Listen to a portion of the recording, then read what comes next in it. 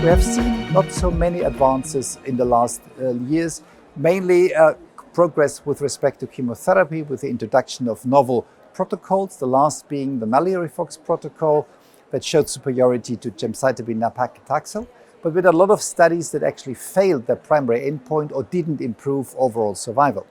However, there is some light at the horizon, and we're really seeing progress.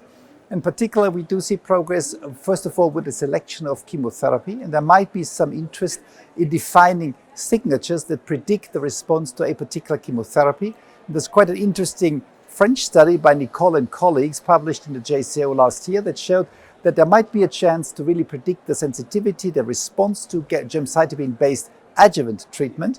And if the signature is applied, then the outcome of patients that have this particular signature in their tumor is as good as those treated with FOLFIRINOX, but with much less side effects. So that's actually quite promising and interesting. And this could be something that helps us to move forward.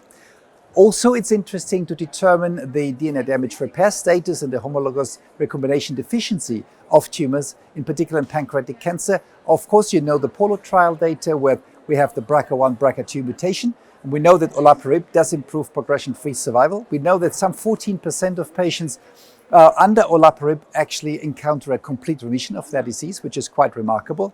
And we also know there are some preliminary data that immunotherapy might be useful for those patients being refractory to platinum, but also to olaparib treatment when they have a BRCA1 or 2 mutation.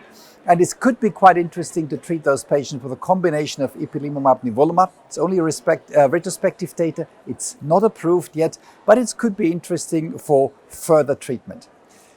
When we look at really personalized treatment, so choosing the right treatment for the right person at the right time, we always think of genome sequencing, and NGS sequencing has been shown to have advantages in pancreatic cancer, and up to 30% of patients actually can get a suggested additional treatment. We know from the Know Your Tumor trial that there is some improvement when you get a matched treatment to your molecular alteration, and you have a much better overall survival. However, the patients are frail, usually in an advanced situation when we can do the NGS sequencing. And so a lot of patients do not encounter any longer the treatment. They can't get the matched treatment because they unfortunately die before that. However, when we do it early enough, we do find lesions. We particularly find alterations in the DNA damage repair pathway. We also occasionally find microsatellite instability in these patients, which is eligible for checkpoint inhibition. We also find BRAF mutations, and we have a particular subgroup of patients where NGS sequencing is particularly interesting, and this is the KRAS wild-type subgroup. And in the KRAS wild-type subgroup, we have an enrichment in patients with MSI high, with high TMB, with BRAF alterations that are targetable, and in particular with fusions, gene fusions like FGFR2, NRG, and NTRK. And for those, there are already quite a lot of treatments available. Therefore, I would encourage you, if the budget is tight, go for the targeted treatments and the sequencing in the KRAS wild-type scenario. However, there's also some good news for the KRAS mutated. You, of course, know the data on sotorasib, divarasib, adagrasib, in combination also with cetuximab or panitumumab in the scenario of the G12C mutated tumors. And of course, there is a lot going on, and we heard yesterday a very nice educational from Ryan Corcoran, who really elaborated on the plethora now of targeting components of the RAS pathway, either isoform-specific or group-specific, like a pan-KRAS inhibitor or a pan-RAS inhibitor, inhibiting all the RAS isoforms, both wild-type as well as mutated. And there are inhibitors that inhibit only in the off state of the molecule, and others that only inhibit in the on state of the molecule. And there are arguments, pros and cons, what be the best possible concepts. And we do see these compounds slowly but surely coming into the clinics. We see clinical trials now at stage phase 1, where particularly the KRAS G12D inhibitors are already used.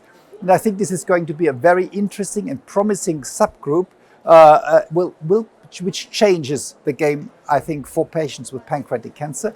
Maybe not as a single agent treatment, but in combinations with others, maybe with matrix targeting, with chemotherapy, but also with immunotherapy, or also with other targeted agents, like, for example, targeting MTAP deficiency, targeting DDR recombination deficiency. So there's quite a lot coming. at the horizon. And I think the future is now, when we have the trials running. We will get many more trials in due course, and it's going to be a fascinating area in the next future. Thank you very much.